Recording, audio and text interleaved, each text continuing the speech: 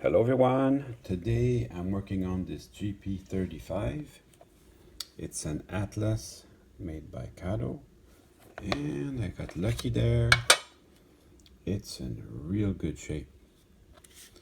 In fact, the only thing I might want to change on this, hey, the horn's there, all the handrails are there.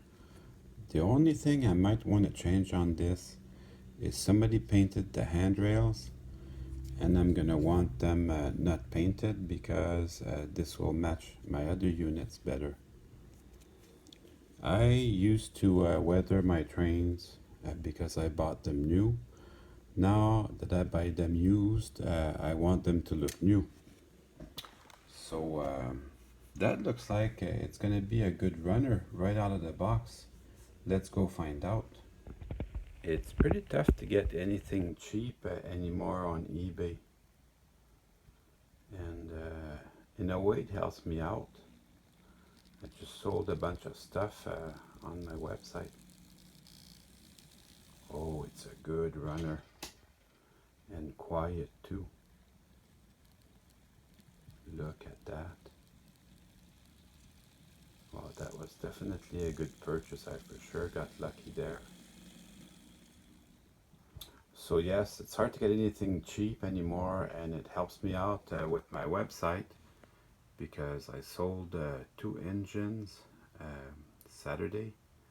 So that was good news. If you want to come and take a look, it helps me to make more videos with the YouTube algorithm, and maybe there's something on there you like, reasonably priced.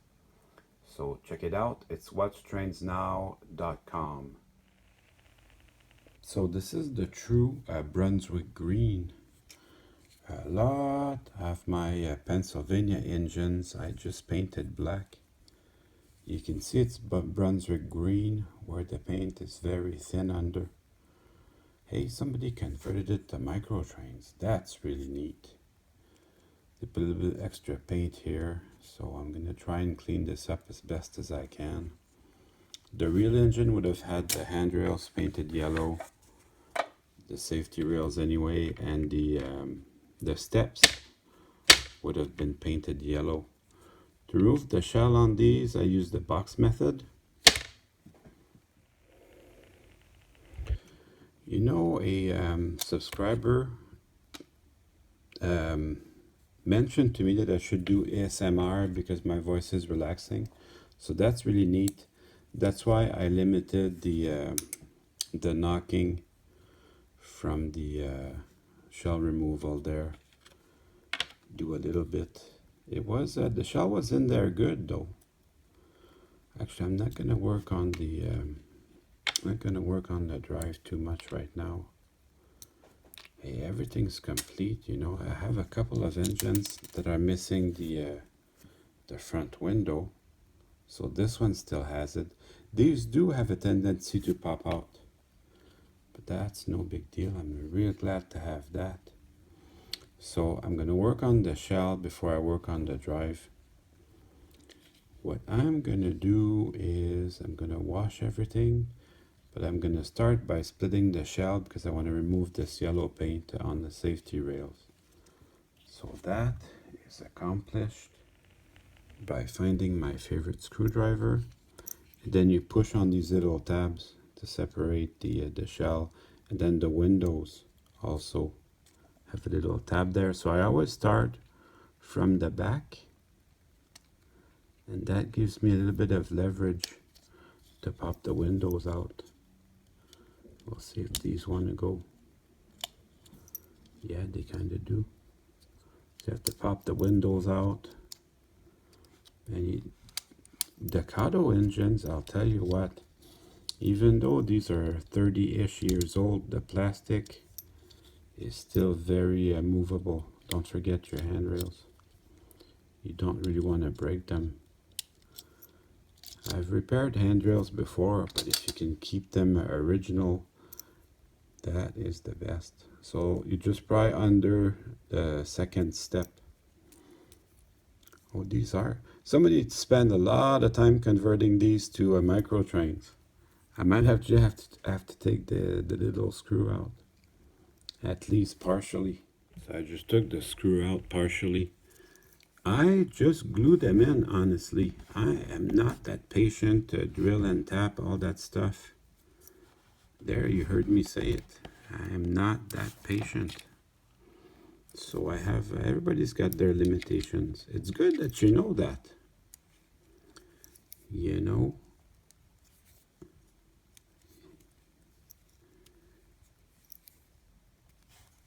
It's good that you know what you can and cannot do.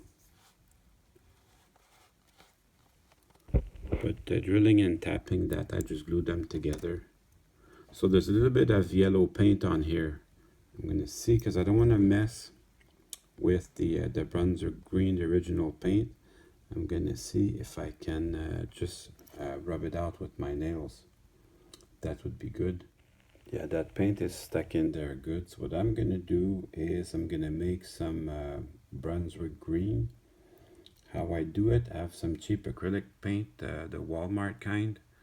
What I do is I will do 3 parts black and 1 part green. I'll show you the colors I'm using. This is the dollar store stuff or Walmart stuff, just very cheap acrylic. So I'm using this black and I'm using this green, hunter green. And then 3 parts of the black and 1 part of the green. And then on the handrails, that stuff actually probably rubs out. I don't know what the brand is of this paint. If you guys know, because the handrails are very flexible, you can just rub the paint out. It doesn't work that way on the shell, but on the handrails, get everything out easily. So that is good news. The handrails will be back in black in no time. There. You can see it still needs a little bit of work, but most of it's gone. I'm gonna get just that little corner here. Just so you could see the effectiveness of this technique. Yeah, if you guys know, what's the brand of paint that people use that to do handrails like that, and it's so easy to remove? Put that down in the comments below, because I've never seen this. At least the hobby shops in my area didn't carry this, so I never knew about it. But I see a lot of engines done that way, so there must have been a magazine article or some type of a video. I see a lot of people use this paint. Just don't know what it is. Now I'm gonna go wash this with some soap, some dish soap, and some water, and my toothbrush. I'm also gonna wash the shell before I paint it, because doing the other way around doesn't make sense. Check out that checker plate detail on the walkways. That is good stuff. Yeah, so the handrails came out great, just like I wanted. 3 drops of the black and 1 drop of the green. Mix all that together.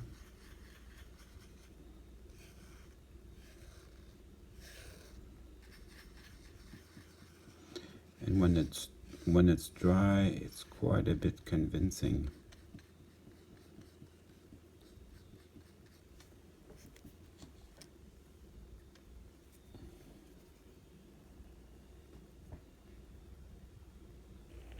So I'll just paint the bottom of this, and that will be that. So while that all dries out, I'm gonna work on my drive. What I do is I am always very careful to keep the order of the way the trucks are. I always check that. So I'll just put my screwdriver in there. They should have enough wiggle room to leave. So yeah, I absolutely do. I'll always keep them in the order that they were. Let's see, this one needs to be maybe untightened just a little bit more. I don't tighten them, I don't remove them all the way because I want them to stay in there so I have time to go in and work them. And that's what I do, I make sure I keep the order. And then I can remove them all the way.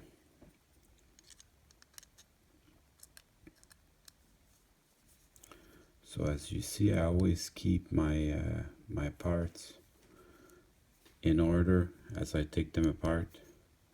It's just good practice. Also, I can go back and rewatch the video. That never hurts. And then the frame's held together by these 4 pins. And then you get to what's inside. The contact strips, if they fall out, that's okay. If they stay there, I don't do anything. I just leave them like that. And then I just clean them with my fingers like that. And that, as they say, should be good. Also, there's little insulators in there. These little insulators, keep track of them because you need them. I went on the Bachmann website to get some parts, and they have insulators like that. For Atlas or Kato, I just get them from an eBay seller called So Much Stuff.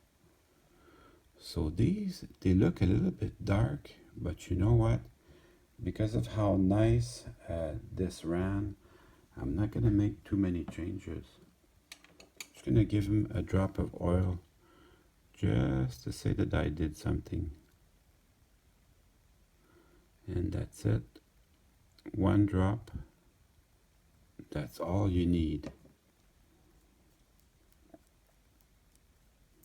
And I'll check them on the bench. I always do that. I have an old Bachmann power pack or lifelike. That gives me a chance to check them. And I'll spend most of my energy on the trucks here. Although these ran great. I'm still gonna clean them since I got them in my hand, may as well. Actually, every time I get an engine from eBay, doesn't matter. I always want to take them apart and clean them just to be sure that they're up to my specifications. But this looks great. So this, I'll run it with my dish soap and my toothbrush, the gearbox. Same with the wheels. I'll clean them with my rag, and then I'll run them with my toothbrush and some dish soap. Apparently, Gatorade's coming up with a new drink that's called water, and that's got all the minerals and electrolytes that you need. What are electrolytes? I don't know, but apparently it's what plants crave. That, of course, is a line from the movie Idiocracy. I don't know if you guys ever seen that, but I always thought that, a person is smart, but people are stupid. So that's how I see the government, unfortunately. They have to debate everything, and it's not a perfect system. Look at this beautiful detail on the power trucks. And then these, you can check them with your fingers. And oh, you know what? Let's check the gauge on this. Just to be sure. But you know what? Since it ran so beautifully, I think I might just leave it. It's a little tight, but because it ran so well, I'm not touching it. But it's still good to check them nevertheless. And then These I don't wash. Electrical parts, motors, I tend not to put too much water on them. These, they have 2 pins where they sit. And also make sure that the wheels are in their end caps, which acts as a bearing.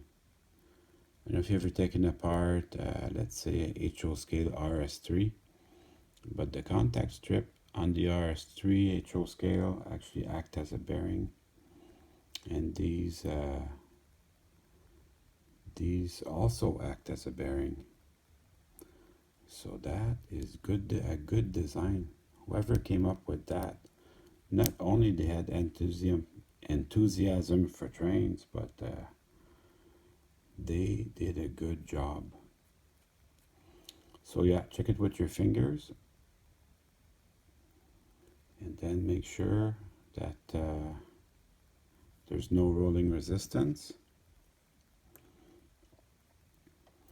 Yep. So yeah, the movie Idiocracy, I thought had some really good things to say, really funny things, especially here in Quebec, where they can't even fix the roads, and they can't even make the healthcare system work. It's everything's in complete shambles. The schools, the healthcare system. They're demolishing a hospital because it has dates from the 20s and it's got asbestos in it. And that one less hospital in a system that already doesn't work. So anyways, I don't want to get too much into the political things, but just to say, often countries run in a way that I don't understand. Doesn't make sense to me. And on the subject of comedies, I saw a funny video yesterday. A young man made a video about things he hates about N scale. So he got a lot of views from that video. But I'm gonna put his link in the description below, so you can go take a look at it. So that was funny, and it was to the point actually. It's not always easy to be an N scaler. You know, my first N scale engines were awful. They were like model power stuff with just 4-wheel drive. What saved the hobby for me was I got a Concord Hudson. I had to save up for 6 months to buy that. Now I have to save up for about 2 weeks to buy one, which is very cool. Just making sure my orientation is correct. So I'm just about ready to put everything back together.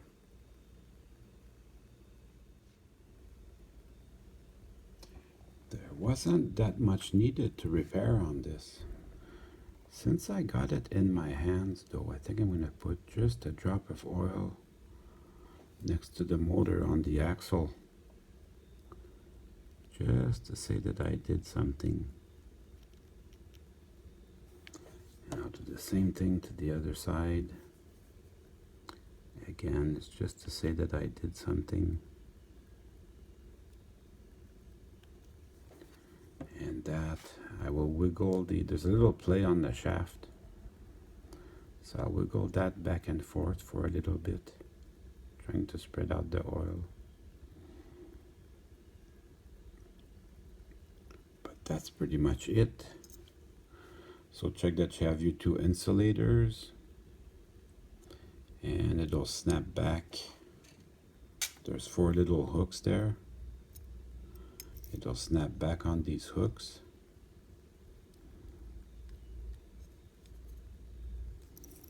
So you can take your time with this. It's not a race. You know, if you feel yourself getting impatient, you can do that. Tell yourself it's not a race. Because if you tell yourself, I only have 5 minutes to do this, then that gets stressful. Just the thoughts in your head. Well, something's wrong here. Oh, I think I know what it is. It was just the insulator wasn't in its proper place. Perfect. Now, just to make sure, I'm gonna test it on the bench. Look on the contact strip, there's hardly any wear on this. That's what I call new old stock. I think it was ran a little bit, but not a lot. You know, I'm guilty of that. You know, I'll buy stuff and I'll just let it sit. Oh, listen to how quiet this is. That is sick.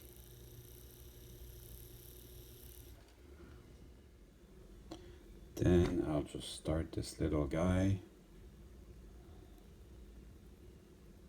But I don't tighten them yet. I'll just start them. I have a big screwdriver. I could use a smaller one, but this works. And then I'll bring back the power trucks exactly as they were. I'll just spread out the frame. Use gravity as your friend to keep the trucks in place.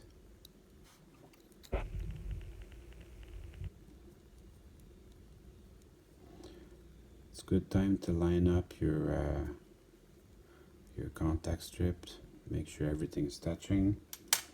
And then we'll put the fuel tank back on. The filler neck goes towards the cab. This one, it does not have the filler neck detail. The filler neck detail is on the frame, on the shell, but this is where the filler neck goes. So that goes towards the front of the engine, this part here. Beautiful. I'm gonna retighten everything, and then we're gonna recheck it on the bench again. Even I make mistakes sometimes.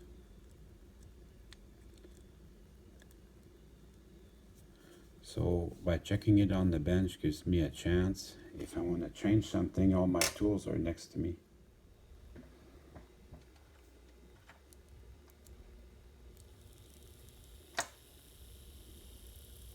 Sounds great. And I check it with both directions.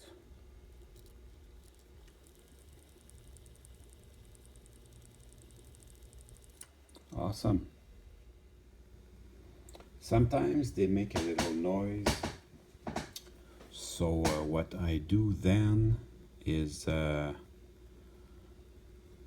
actually I'm not too sure where the noise comes from, but I'll try switching the trucks around any which way, every direction, so that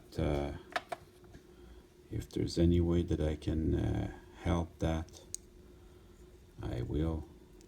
You can see on the inside that the Brunswick green really is green. It's a very dark green. A lot of my Pennsylvania and New York Central engines have the original Rapidos on them. So this one has got a nice conversion kit. I don't think I'm gonna change that. I think I'm gonna leave it just like that. Ooh, that is not glued on there, that's for sure. That's something I like about the Kato stuff, is if you want to take it apart, there's no glue, so you can take it apart. You don't have to break it apart like some of the lifelike stuff. Some of the lifelike stuff that makes it hard if you want to custom paint it. You have to break all the windows from where they were glued, and that, I don't know, maybe not the best thing. But this Kato, the advantage if you want to get back later and work on it, you can. And also for the people at the factory, there's no toxic glue to worry about. And that is good for the environment as well. They just design everything well so that it fits without glue. And that's something, for me, the advantage is I don't need to break everything apart. But also for the people at the factory, the advantage is no toxic fumes. And I suppose it's easier to put it together. But that takes effort to make all these molds to be very, very good. You could still put in the window with everything together like that, but I don't think this is going to be all that easy. Much easier when everything's apart. So how do you find that looks? Looks factory fresh. I didn't really like them. Didn't really like it, them yellow painted handrails. Although some of my Atlas SD35s, they have the painted. They come painted from the factory. So that's pretty much my rule. If it comes from the factory, I like it. If it doesn't, then I want it to look new. This part actually holds your windows down, so it's good to have it. And now it's time to run some trains. Almost forgot to put my horn there, but don't worry, I put it on. I just remembered I never tested this on the track, so let's find out. So it's still really smooth and quiet.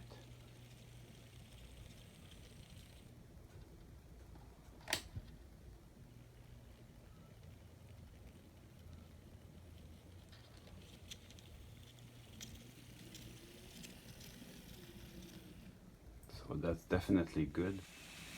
Well, I hope you enjoyed the video. I certainly had fun making it for you.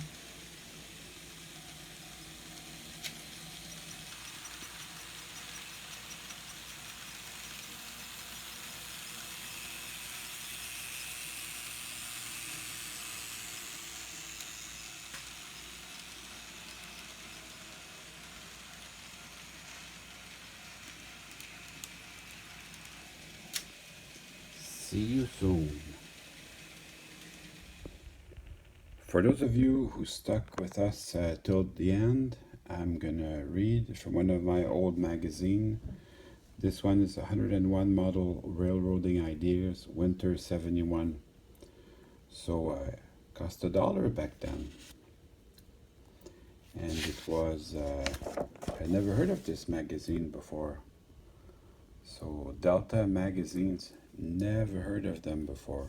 So that's kind of neat. Let's look at some of the advertising. Wild West Kits from Kibri. So that's really neat. They always have ads for brass. I found that this magazine was more geared toward beginners.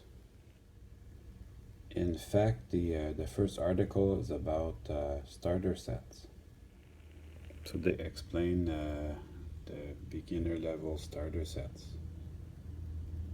Oh, you get free accessories with this set.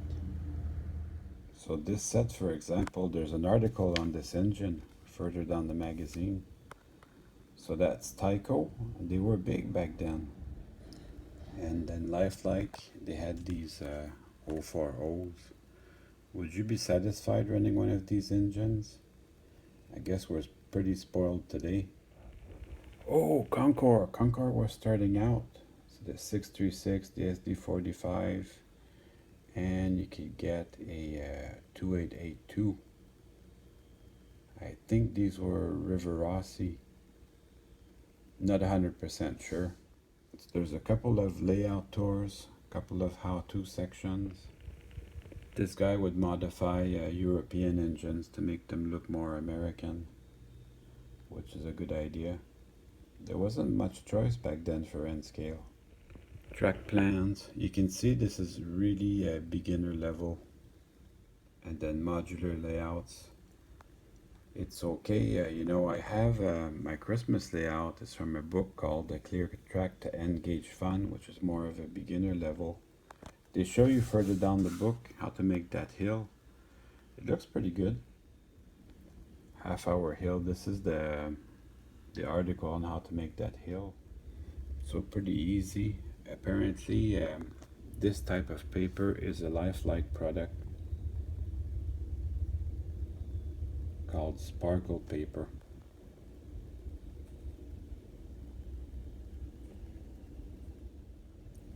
So anyways, they made it look good in the photo. This here, that's the MRC RSD12. I found these to be pretty good runners. I've still got mine, I like it. And they have a big article on the Sierra short line.